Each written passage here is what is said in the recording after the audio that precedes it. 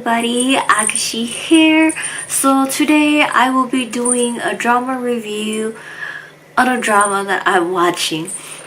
This drama actually came out for a while now, and I'll be honest, I've been waiting for it, and when it came out, I just didn't have the time to watch it, so I let it sit, and I just got so many spoilers, and I just went ahead and watched it. So the one I'm actually talking about is called Goodbye My Princess. So I heard about it in 2018, and I was extremely excited for it and waiting on it, and it finally came out, and I watched I binge watched the first 25 episodes. So this review is going to be on the first 25 episodes. So if you guys have not seen it, do check out this review. And if you guys do like it, do go ahead and go over there. Go check out this drama, because you know what? I am hooked. So let's go ahead and get started on it. So I did not do a review on the name before this, so it's gonna sound really bad, but we'll see. So the main girl is Ping Xiaoran. She plays Xiaofeng in the drama. And we have Chen Xinyu. He plays the main guy, which is Li Chenyin, or also his other name is Gu Xiaowu. And then we have King Wang Wang, who plays Li Qinyi.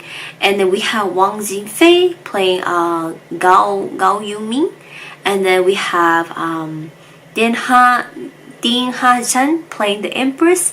And Galen Lo playing the Emperor. And there is tons of other characters, but these are the main one that was given to me. So I'm just gonna go with it. And yeah, we'll see more characters introduced later on, and I will explain to them for you who they are to you. But the synopsis of this story is it's a love story revolving on the ninth princess of the Western Ling, and she journeys through the Central Plains to fulfill a marriage alliance between the Ling dynasty with the crown prince. So it's like the ninth, and like the other synopsis says, the ninth princess Xiaofeng is forced to leave her life in the Western Lin in order to become the crown princess in the Ling dynasty, and it's to create alliance marriage between two land, two dynasty, palace, whatever. And her husband is supposed to be the crown prince, and however, in the Eastern Palace, which is the Ling Palace, there lays dangerous and political reasons and all these stuff like that. So that's basically what the synopsis is about. So the first 7 episodes, basically we start off with Xiaofeng jumping off the bridge, this cliff to the River of Forgetfulness, and Gu Xiaowu, or also Li Chenyin, jumps in to save her, and at the same time we get a narration telling us that whoever jumps into this river forgets your loved one. That's why it's called the River of Forgetfulness, and by jumping into it, all the troubles of the world you live in will be forget. Now you will forget all about it. And then we jump into the story. We get to introduce to the 5th prince, which is Li Chenyin. Li Changyin. He is his brother doesn't agree on the arranged marriage, therefore leading the emperor to being upset and sending him into the Western Lin to complete this marriage alliance.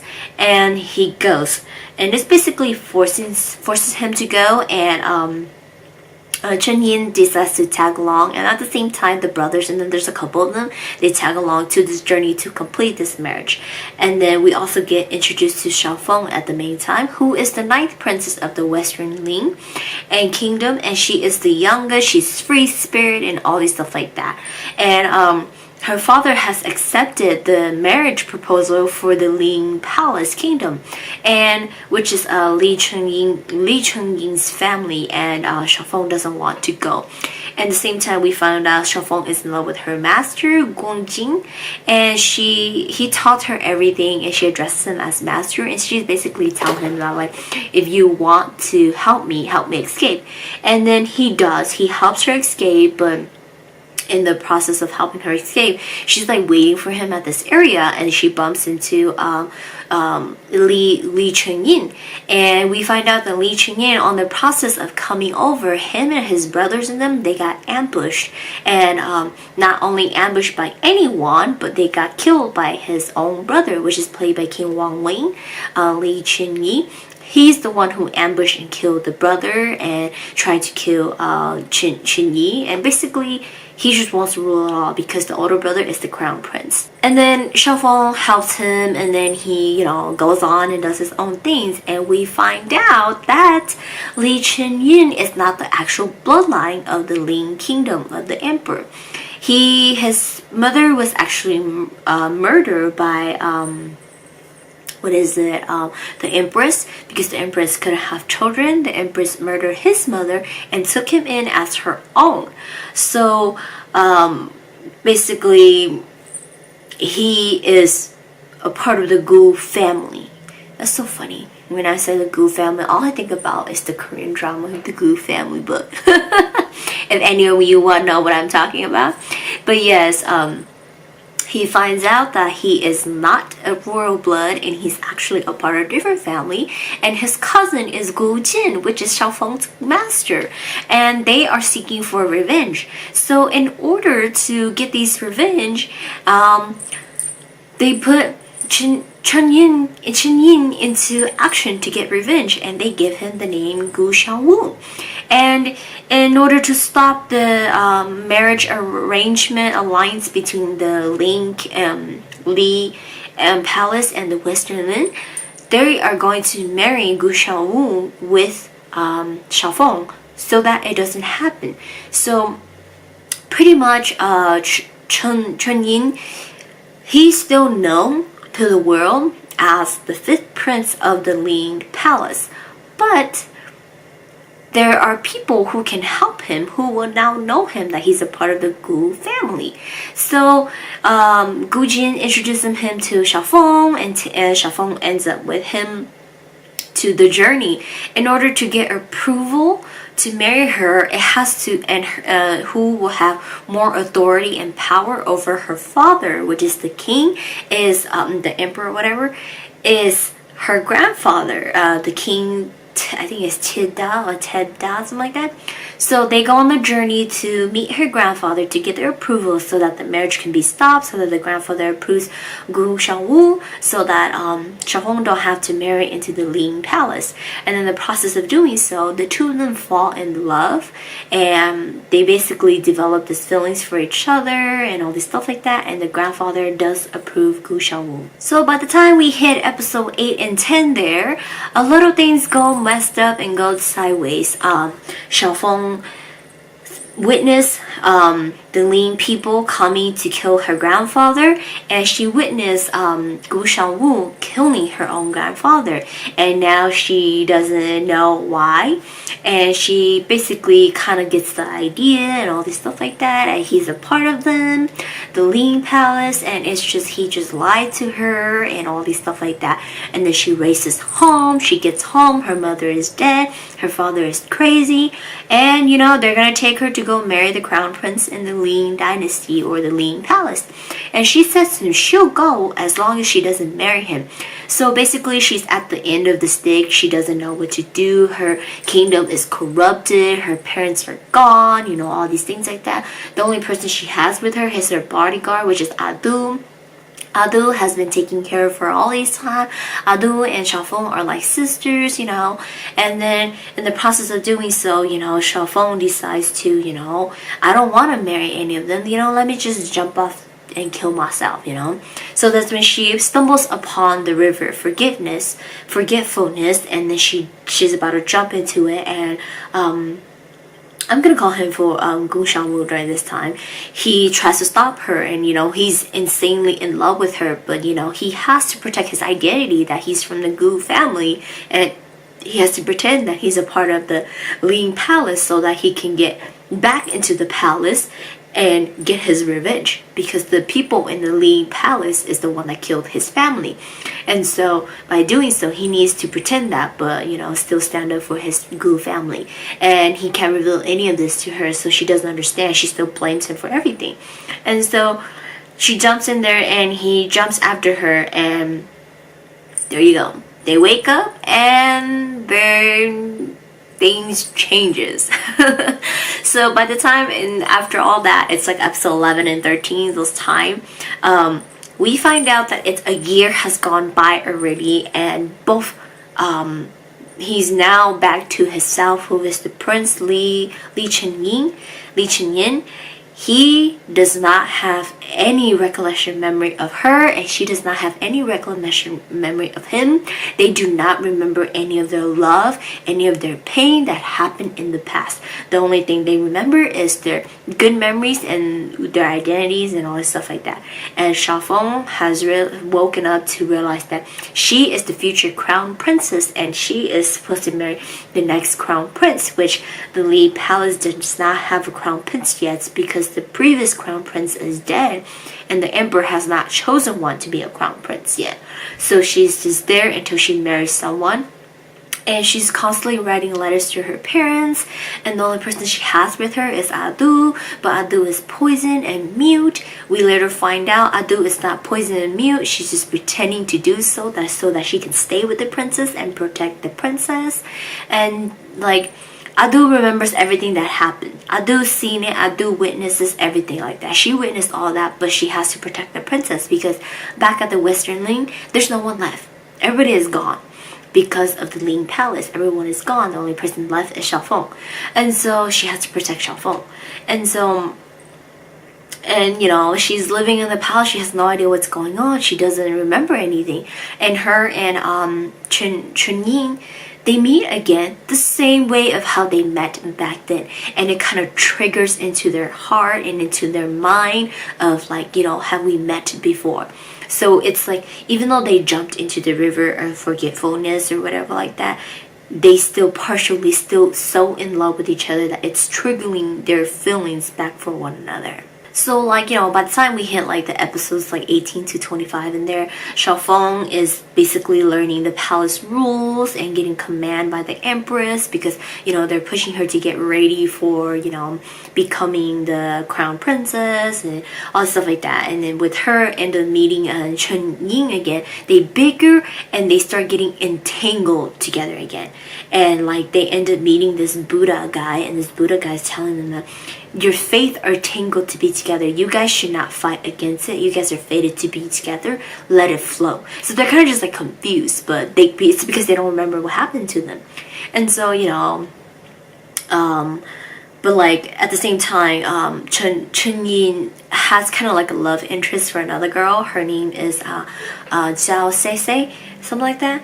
And then so he has a love interest for her. She's like the daughter of a nobleman, but like, if he becomes like the crown prince, he can't marry her. He's destined to marry Xiaofeng. And in the meantime, we get Lin Qingying, who is throwing everything to Chen Yin to get him imprisoned and killed, so that as long as he eliminates all his brothers, he's the only one left, and he becomes the crown prince, and then he marries Xiaofeng, and then he can pretty much kill the emperor and take over. And it gets revealed and he is evil and he gets taken down, and that's when Chen Yin becomes the crown prince, and he is the one destined to marry Xiaofeng. So a lot of things happens in between, but I'm just giving you guys like the main idea of the storyline that is actually going on right now. And basically after episode 25 is when their love sparks and everything like that. And so far they have not remembered each other yet, but they have little flashback memories of one another, reminding each other of actually what happened, but it hasn't been fully came clear to them yet. But Chen Yin has already been told again that he has to seek revenge, but he doesn't recall his memories yet. So yeah, I can see why everybody is so in love with it and so into it. I've been seeing all over Instagram of all like spoilers, and it was like during the process of the wedding and everything like that. And I have to really pull myself together that I have to not watch this or it's going to just screw up everything. Because I just didn't want to be like introduced into it and then like, you know, be like, okay, I have to watch this and all these stuff like that and get all these into it. But it's just, yeah, I put it to the side and it's subtitled to like episode 32 already, and I binge watched in a day 25 episodes. And I told Agashe about it. Agashe's like, oh my god, like, yes, it's been a while since I binge watched that much in like a day. But I did, and I'm hooked. And because it's only up to episode 32 being sub, I have to hold it back and not watch it, or I'm going to be like end up watching it raw without subtitles soon. So that is what so far is going on, and I'm just letting you guys know. And it's addicting, and I hope it doesn't fail me, because as you guys seen my previous review on Huabuchin, or I will not let you go, it was a fail for me. I was not satisfied with it. It didn't make me as happy like as I thought I would be. So yeah, I'm hoping Goodbye My Princess don't do that for me, and it is really addicting for me. I can see why everybody is addicted. I'm like so excited to see what's going to happen, and oh my gosh, like Xiaofeng's wardrobe is extremely beautiful. She's so beautiful, she's so cute, and like I just love her wardrobe. It's so beautiful, and looking forward to when their memories are gonna gain and see what their love is going to be like, because from spoilers that I've been seeing, their love for each other is there, but they bigger a lot. And like there's a scene he slapped her and she's like, oh hell no, you gonna slap me, I'm gonna slap you too. Yeah, so I know I'm in like, I don't know about you guys, but for me, I'm really liking it, so I'm like all over the place about it. But yeah, I'm just gonna stop it there with the review, or I'm just gonna be talking so much. If you guys have not seen it, do give the first 5 episodes a chance, and if you do like it, continue with it. There are a lot of things that happen that will kind of like to me, you know, you guys know how I am when it's some stuff that's kind of boring or dragging, it doesn't really matter much to me for the story, I don't watch it. I kind of move on to what is more important to me. I understand I do skip out some things, but it does not mean I don't go and read recaps. I prefer reading recaps over watching it. So by reading it, I go through it faster than watching it. So but yeah, watch the first 5, and you do like it, you do get addicted, join me, because you know I found out it's 52 episodes, so you know I'm gonna let it sit and binge watch when it's like it's up to episode 40. I will binge watch all those from 25 all the way to 40, wait for the ending and watch it, and I will review again with you guys what happened in this drama. And I am excited to see what's going to happen, and if you guys have not seen it, join me, and yeah, we will see how it turned out, and we will review again once this drama ends. I'll see you guys next time.